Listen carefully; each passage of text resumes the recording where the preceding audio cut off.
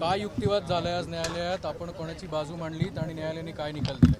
मी आज डॉक्टर प्रांजल खेवलकर यांची बाजू मांडलेली आहे कोर्टामध्ये त्यांच्या विरुद्ध आरोप करण्यात आला होता की त्यांनी रेव पार्टी केली आणि अंमली पदार्थाचं सेवन केलं वगैरे असे त्यांच्यावर आरोप ठेवले होते। पण मी आपल्याला एक त्यांचा वकील म्हणून ठामपणे सांगतो, प्रांजल खेवलकर यांनी कुठल्याही अंमली पदार्थाचं सेवन केलं नाही। मी कोर्टामध्ये सुद्धा ओपन कोर्टमध्ये सुद्धा ही गोष्ट सांगितलेली आहे। माझे मेडिकल रिपोर्ट्स पेपर्स ज्यावेळेस येतील, ब्लड सॅम्पल्स येतील, त्यावेळेस लक्षात येईल प्रांजल खेवलकर यांनी कोणत्याही प्रकारचं अंमली पदार्थाचं सेवन केलेलं नव्हतं। त्याचबरोबर इतर जे आरोपी होते, माझे सहकारी होते, त्यांनी त्यांच्याही आर्ग्युमेंट वगैरे त्याच्यामध्ये युक्तिवाद केला। प्रांजल खेवलकरांच्या बाबतीत जर सांगायचं झालं तर त्यांच्या विरुद्ध यापूर्वी देखील 2 वेळा अशा प्रकारचा ट्रॅप झाला होता।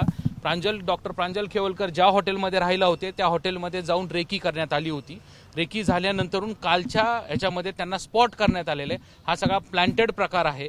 जर प्रांजल खेवलकरने अशी कुठली रेव पार्टी केली असती किंवा काय केले असते तर त्याच्या ब्लडमध्ये तुम्हाला अंमली पदार्थ किंवा ड्रग्सचं सॅम्पल मिळून आलं असतं। परंतु मी जे क्लायंटकडून इन्स्ट्रक्शन घेतलेले आहेत त्यांनी सांगितलेलं आहे की मी अशा प्रकारे कुठल्याही अंमली पदार्थाचं ड्रग्सचं सेवन केलेलं नाही। तुम्ही युक्तिवादात असं म्हणत आहे की ट्रॅप आहे आणि राजकीय द्वेषातून पण सुद्धा हे केलं असं तुम्ही युक्तिवादात म्हणता? नाही, हे बघा, मी कुणाचं नाव घेत नाही त्याच्यामध्ये, परंतु मी एवढं माझ्या क्लायंटनी जे इन्स्ट्रक्शन दिलं त्याच्यामध्ये मी सांगतो की हा एक बनावट आणि फसवणूक करून अडकवण्याचा केलेला एक खोटा प्रकार आहे। याच्यामधून सत्य बाहेर येणार आहे।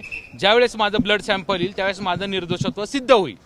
यापूर्वी देखील 2-3 वेळा असे प्रकार केले गेले होते, असं प्रकार अडकवण्यात येणार होतं असं आपल्याला वाटत होतं? यापूर्वी देखील 2 ते 3 वेळा ज्या ठिकाणी डॉक्टर प्रांजल खेवलकर यांचा हे होता स्थान राहिले होते त्या ठिकाणी त्यांच्या विरुद्ध जे आहे त्या ठिकाणी काही पोलिसांनी खाजगी ड्रेसमध्ये येऊन रेकी करून तिथली माहिती करून ते गेले होते, अशी मला माहिती डॉक्टर प्रांजल खेवलकर यांनी दिलेली आहे। पुणे पोलीस का जाणून बुजून हा सगळा प्लॅन करत असावेत? नाही, ह्याविषयी मी सांगू शकत नाही। याविषयी त्यांच्या घरचे किंवा तेच सांगू शकतात जामीन मिळाल्यानंतर। परंतु एवढं सांगतो, पूर्णपणे बनावट आणि खोटा प्रकार आहे। जर प्रांजल खेवलकरांनी, मी कोर्टासमोर सुद्धा सांगितलं, खेवलकरांनी कोणत्याही प्रकारचं ड्रग्ज घेतलं असेल ते कुठलीही शिक्षा भोगायला तयार आहे। परंतु प्रांजल खेवलकरांनी कुठल्याही ड्रग्जचं सेवन केलेलं नाही। त्यांना खोट्या गुन्ह्यामध्ये अडकवण्यात आलेले।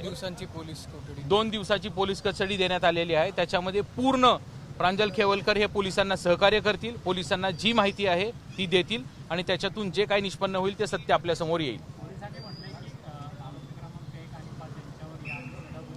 पूर्णतः बनावट आहे। प्रांजल खेवलकर डॉक्टर प्रांजल खेवलकरवरती कुठलाही पूर्वीचा गुन्हा नाही, कुठलेही हिस्ट्री शीटर नाहीत किंवा त्यांच्या विरुद्ध कुठलेही बनावट असे किंवा फसवणुकीचे किंवा अंमली पदार्थाचे एकही गुन्हा दाखल नाहीये।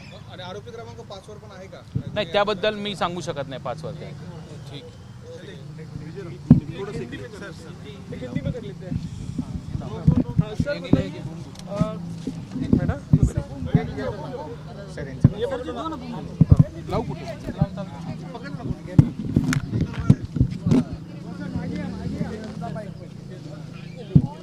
सर बताइए, कोर्ट में आप रिप्रेजेंट कर रहे थे डॉक्टर प्रांजल खेवलकर को, क्या कुछ वहाँ पे आर्ग्यूमेंट्स हुए और आपने क्या कहा डिफेंस? और आज पुलिस ने प्रांजल खेवलकर को ड्रग्स लेने के मामले में आज अरेस्ट करके कोर्ट में लिया था, लेकिन प्रांजल खेवलकर ने एक भी ड्रग्स लिया नहीं है।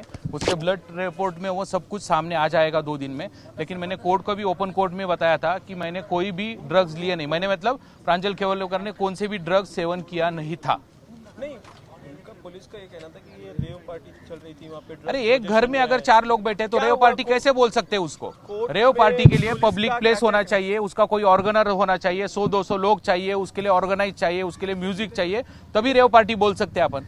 किसी भी पार्टी को या किसी भी घर में अगर 2 से ज्यादा लोग ये होते तो उसको रेव पार्टी नहीं कह सकते। आप पुलिस ने क्या आरोप लगाया है? पुलिस ने आरोप लगाया है कि उधर जो था उधर कोकेन मिला है, उधर गांजा मिला है, लेकिन मेरे पोजीशन यानी प्रांजल खेवलकर के पोजीशन में कुछ भी इलीगल मिला नहीं, ना कि प्रांजल खेवलकर ने कुछ भी कंज्यूम किया है। कोकेन या ड्रग्स या ऐसा कुछ भी कंज्यूम किया नहीं है।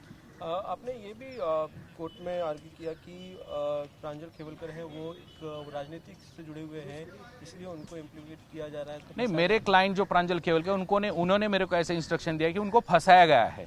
अभी क्या फंसाया, किसने फंसाया, वो बाहर आके आपको बोलेंगे। राजनीति में होने की वजह से जुड़े हुए ऐसी साशंकता उन्होंने जताई है, वो बाहर आके वो खुद बोलेंगे आपसे। कोर्ट ने आदेश क्या दिया है आज? कोर्ट ने 2 दिन का पुलिस कस्टडी दिया है, उसमें प्रांजल खेवलकर पूरी तरह से उनको जो इन्वेस्टिगेशन चल रहा है उनको पूरी तरह से कोऑपरेट करेंगे और उनका निर्दोषत्व सिद्ध होने तक वो लढते रहेंगे। मराठीमध्ये एकदा सांगा की ती रेव पार्टी हे सगळं पहिल्यापासून म्हणत होते। नाही, हा प्रकार बघा, हा पूर्ण बालिशपणाचा प्रकार मला वाटतो। एका फ्लॅटमध्ये किंवा फ्लॅट नाही, ते एक हॉटेल आहे, त्या हॉटेलमध्ये रूम बुक करून जर 4 लोक जर भेटत असतील तर त्याला रेव पार्टी म्हणता येणार नाही, असं माझं मत आहे। एबीपी माझा, उघडा डोळे बघा नीट।